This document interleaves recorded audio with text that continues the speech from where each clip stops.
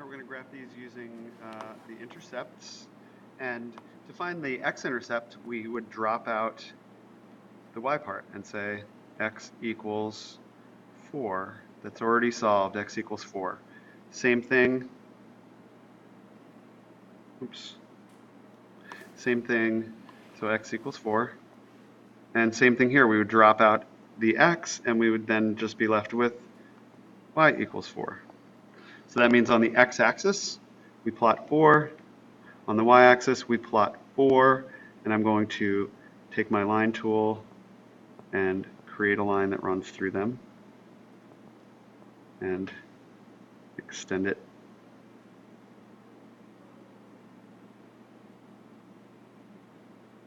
Like so.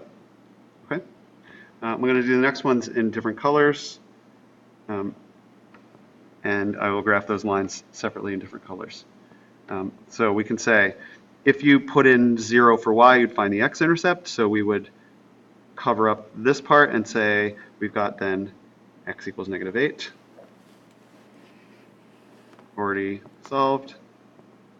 And if we covered up this to find out the y-intercept, we'd get -y equals -8. -y equals -8, which then becomes y equals 8. So we've got that for y, that for x. So we go to x equals -8. We have that point. We go to y equals +8. We have that point. And then we're going to make our line tool run through them both. And let me just tap it and adjust it. It's running through there. Running through there. That's what that looks like. And finally, for 21, we can say, okay, if we wanted to find the x-intercept, y would drop out because y would equal 0.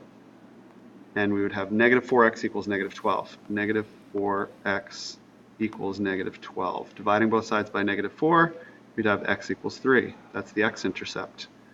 And likewise, if we put in 0 for x, we would find the y-intercept. That means this part would drop out, and we would get y is equal to -12. Y equals -12. That's the y-intercept. So the x-intercept is 3.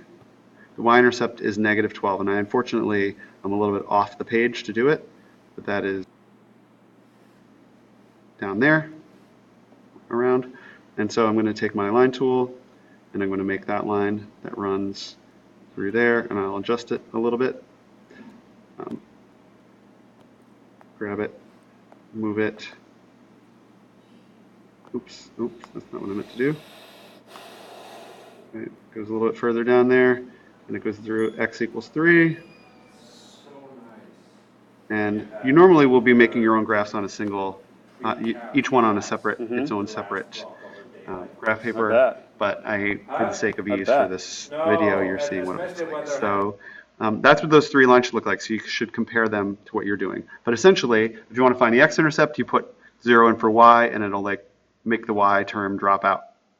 And you want to find the y-intercept, you put 0 in for x, and that x term will drop out. And then you just get 2 simplified equations that if you need to, you can solve. But in some of them, it's already solved. If you need more practice with that, let me know.